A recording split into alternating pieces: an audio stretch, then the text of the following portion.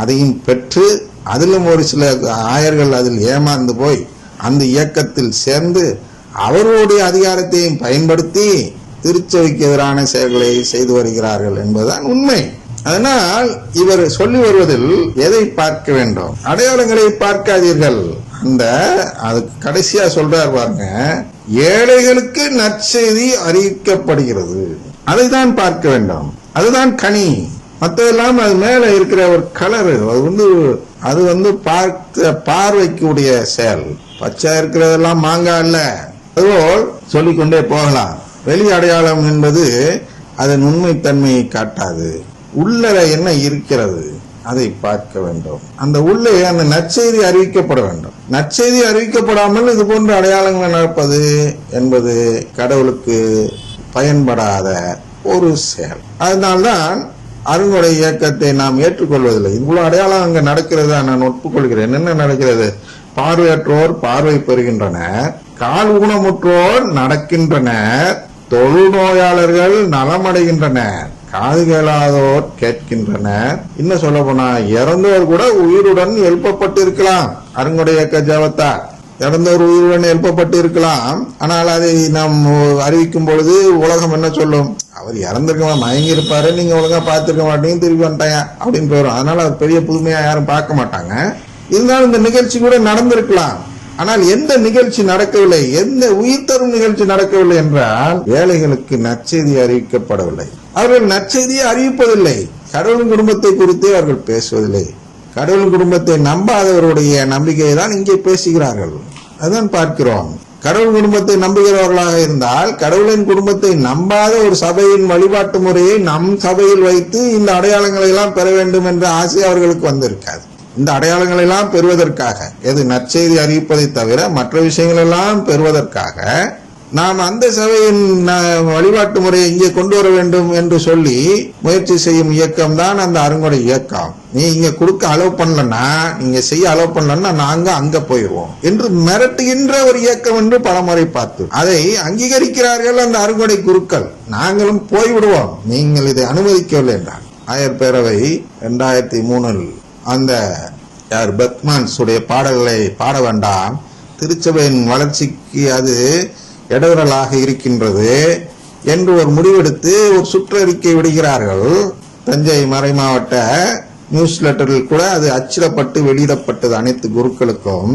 அதை படித்துவிட்டு வந்த குருக்கள் என்ன சொன்னார்கள்? இந்த அருங்கொடை குருக்கள் என்றால், நாங்க பாடிக்கொண்டேதான் இருப்போம், உங்களால் முடிஞ்சதை பார்த்துங்க அப்படின்னு சொல்லக்கூடியவர்கள், மிரட்டக்கூடியவர்கள். அவர்கள் இன்னி கூட அடிப்பணியாதவர்கள். இந்த யார்? இந்த பிரான்சிஸ் சேவியர் ஃபாதர் தான் அப்படியே அச்சில வார்த்தை மாதிரி அனைத்து அருங்குறை குருக்களும் அதே வார்த்தை அதே மாதிரிதான் பேசுவாங்க. நீங்க பிரான்சிஸ் ஃபாதர் அவர் மட்டும் நினைச்சுக்காதீங்க. அருங்குறை குருக்கள் அனைவரும் அதை போன்றவர்கள் தான் என்பதற்காக தான் இந்த ஒரு பானை சோற்றுக்கு ஒரு சோர் பதம் என்று அவரை மட்டும் எடுத்துக்கொள்கிறோம். எனவே இந்த கீழ்ப்படியாமை, திருச்சபைக்கு கீழ்ப்படியாமை, தூயாவியானவர் அந்த தூண்டுதலை கொடுப்பாரா? சிந்தித்து பாருங்க. அதான் கெட்ட கனி, கீழ்ப்படியா தன்மை.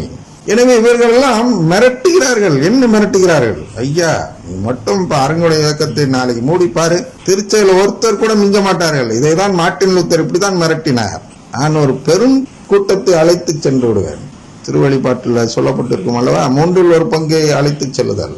இப்போ உள்ள நிலைமை தலையிலா இருக்கு. 1/3 விட்டுவிட்டு 2/3 அழைத்து சென்று விடுவார்கள். இவர்கள் சிறுபான்மையினர் ஆக்கிவிட்டார்கள். எதை?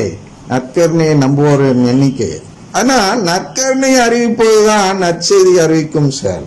நற்கருணையின் பலன்கள் என்ன?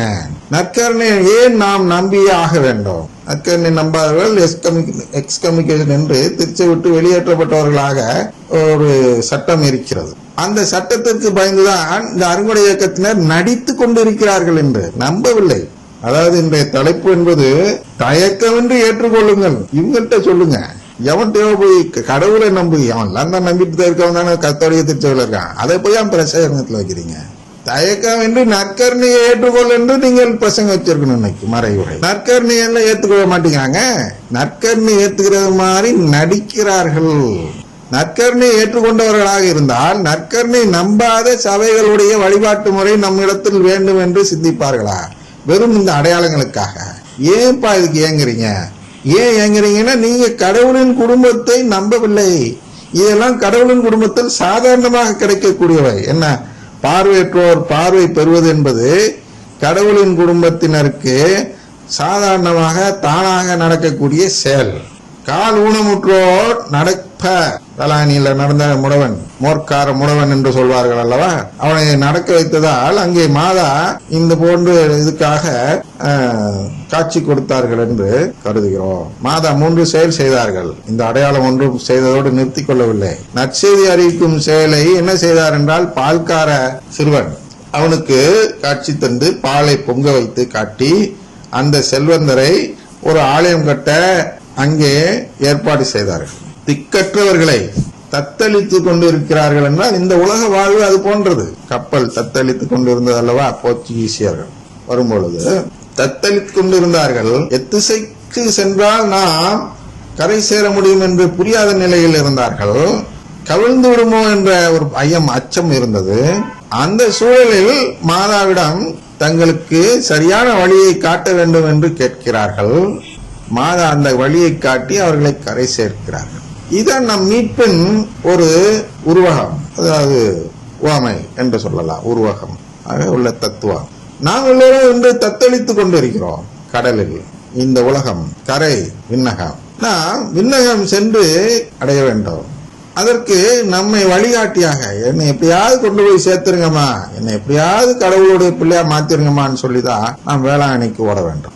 அந்த வேளாங்கண்ணி தாய் என்ன செய்வார்கள், நம்மையும் நம்முடைய கஷ்டங்கள், இது போன்ற கஷ்டங்களில் இருந்து நம்மை காப்பாற்றி நம்மையெல்லாம் அவருடைய குடும்பத்தில் சேர்த்துக் கொள்வதற்காக பல இவ்வளவு புதுமைகளை தினமும் செய்து வருகிறார்கள். இதையெல்லாம் நாம் நம்புகிறோம். தமிழர்களாகிய இல்லாட்டி இந்தியர்களாகிய நாம் மாதா இதற்காக தான் காட்சி கொடுத்தார்கள் என்று நாம் நம்புகிறோம். எனவே நாம் அந்த அடிப்படையில் செயல்பட வேண்டும். புதுமைகள் காட்டும் விதத்தில் செயல்பட்டு கொண்டு இருக்கக்கூடாது.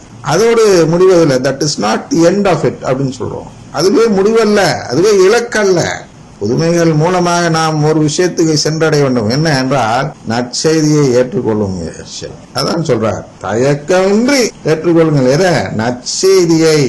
என்னுடைய என்னை தயக்கமின்றி ஏற்றுக்கொள்ளுங்கள் என்றால் அவர் போதித்த இந்த நற்செய்தி என்ன நற்செய்தி? கடவுளின் குடும்பம் ஒன்று இருக்கிறது, உனக்கு அதில் நான் ஒரு உறுப்பினராக்கும் உரிமையை தர இருக்கிறேன். நீ ஆனால் உன்னுடைய விருப்பத்தை தெரியப்படுத்த வேண்டும். வாழ்வு தரும் உணவை புசித்து காட்டி நீ என்னுடைய குடும்பத்தில் சேர இருக்கிறாய் என்று உன் விருப்பத்தை தெரிந்து காட்ட வேண்டும். இதான் யோவான் 6வது அதிகாரத்தில் 53வது வசனம் சொல்கிறது. இதை நீ செய்யவில்லை என்றால் உனக்கு வாழ்வு கிடையாது என்று சொல்கிறது. அதுதான் அவருடைய நற்செய்தி, அவர் கொண்டு வந்த செய்தி. இதுதான் ஒவ்வொருவரும் போதிக்க வேண்டும். இதுதான் நற்செய்தியாக அறிவிக்கப்பட வேண்டும். இதுதான் எம்மாவுசில் அவர்கள் செய்வதில்லை என்பதால் அது பாகாலாவியின் மையம் என்று சொல்கிறோம். இதை வேளாங்கண்ணியிலும் செய்யாதால் அவர்கள் நற்செய்தி அறிவிக்காதவர்களாக இருக்கிறார்கள் என்று அதனால் தான் சொல்கிறோம். ஆனால் அங்கே திருப்பலி நடப்பதால் அங்கே அறிவிக்கப்படுகிறது என்று கொண்டு வரலாம். திருப்பலிக்கு தான் இன்று பொருளை மாற்றிவிட்டீர்களே. லத்தீன் திருப்பலியாக இருந்தால் வேளாங்கண்ணியில் நடக்கிறது என்று நான் ஒப்புக்கொள்ள வேண்டும். ஆனால் இது தமிழில் நடப்பதால் மக்களுக்கு வேறு வார்த்தைகள் எல்லாம் சொல்லி திருப்பலிக்கு வேறு பொருள் எல்லாம் சொல்லி அதன் நோக்கத்தையே மாற்றி விடுகிறார்களே. ஒவ்வொரு குருவும் தினமும் வேளாங்கண்ணியில் ஒரு மைய கருத்தில் திருப்பலி நடக்கிறது. தினமும் ஒரு குரு அதை வைக்கிறார். ஒரே பங்கு தந்தையும் வைப்பதில்லை. மாத்தி மாத்தி ஏதாவது நிறைய குருக்கள் அங்க இருப்பதால் தினமும் ஒரு குரு, 2 வாரத்துக்கு ஒரு தடவை தான் ஒரு சில குருக்கெல்லாம் வாய்ப்பே கிடைக்கிறது. அப்ப ஒவ்வொரு குருவும் என்ன செய்கிறார்கள் என்றால் அந்த தலைப்பை சொல்லி அந்த தலைப்பு தான் மீட்புக்குள்ள வழி என்று காட்டி சொல்லிவிட்டு போய்விட்டார்கள். அப்படின்னா எத்தனை வழி உருவாகிறது? ஆயிரக்கணக்கான வழிகளை அவர்கள் காட்டுகிறார்கள். இல்லை, ஒரே வழிதான் இருக்கிறது, நற்கருணை ஆண்டவர் தான். அப்ப எல்லா தலைப்பையும் எங்க கொண்டு வரணும்? எந்த சைடு போக்கஸ் பண்ணிருக்கணும்? எதை குறிப்பாக காட்டியிருக்கணும்? உள்ளடக்கி. போக்கஸ் என்றால் அந்த கண்ணாடியில் ஒளி படும், பரவலாக படக்கூடிய ஒளி அனைத்தையும் எடுத்து ஒரே புள்ளியில் கொண்டு வந்து சேர்ப்பதற்கு பேர் தான் போக்கஸ். ஏன் அதை விளக்குகிறேன் என்றால் இப்பொழுது போக்கஸ் என்பதற்கு மீனிங் மாறிக்கொண்டு வருகிறது. அனைவர் கையிலும் இந்த கேமரா வந்து விட்டதால் அவர்கள் அந்த இதை காட்டு அதை காட்டு என்று சொல்வதற்காக அதை போக்கஸ் அது போக்கஸ் என்று சொல்கிறார்கள். காட்டுவதை குறிக்கவில்லை. நான் சொல்லும் போக்கஸ் என்பது என்னவென்றால் அனைத்து தலைப்புகள் இருக்கின்றன. ஆயிரக்கணக்கான தலைப்பு வேளாங்கண்ணியில் உருவாகி கொண்டிருக்கிறது தினமும். அவ்வளவு தலைப்புமே இந்த ஒரே ஒரு புள்ளியை நோக்கி போக வேண்டும். எது அந்த புள்ளி என்றால் நற்கருணை ஆண்டவர் என்ற அந்த புள்ளியை நோக்கி போக வேண்டும். எனவே அது செய்யப்படாத வரை அங்கே நற்செய்தி அறிவிக்கப்படவில்லை என்றுதான் பொருள். ஏசுன்னு சொல்றீங்க, கடவுள்னு சொல்றீங்க, இதை எல்லா இதுலயும் இருக்கே. நீங்க தனித்தன்மை உள்ள அந்த நற்கருணை ஆண்டவரை சுட்டிக்காட்டினால்தான் திருச்சபையில் உள்ள நம்பிக்கை வளரும். இயேசு வேற நற்கருணை வேற என்று பேசிவிட்டால் அங்கே நீங்கள் நற்செய்தி அறிவிக்கவே இல்லை என்று பொருள். அதனால்தான் வேளாண்மையில் இது செய்யப்படவில்லை என்று சொல்கிறோம். எனவே இயேசுவை என்ன என்றால் நற்கருணை ஆண்டவரை தயக்கமின்றி ஏற்றுக்கொள்வோர் பேறு பெற்றோர் என்று சொல்கிறார். தயங்காதீர்கள். இவ்வளோண்டு அப்பத்தில் அவ்வளவு பெரிய கடவுள் இருக்க முடியுமா என்று யோசித்து தயங்காதீர்கள். நற்கருணை ஆண்டவரை ஏற்றுக்கொள்ளுங்கள். கடவுளாக, மீட்பராக, அவர்தான் வழி என்று ஏற்றுக்கொள்ளுங்கள். இதையெல்லாம் நீங்கள் செய்தால் நீங்கள் பேறு பெற்றோன்னா அந்த நிலைவாழ்வின் உரிமையை பெற்றவர்களாக மாறுவீர்கள் என்று சொல்கிறார். தந்தை, மகன், தூயாவின் பெயராலே ஆமென்.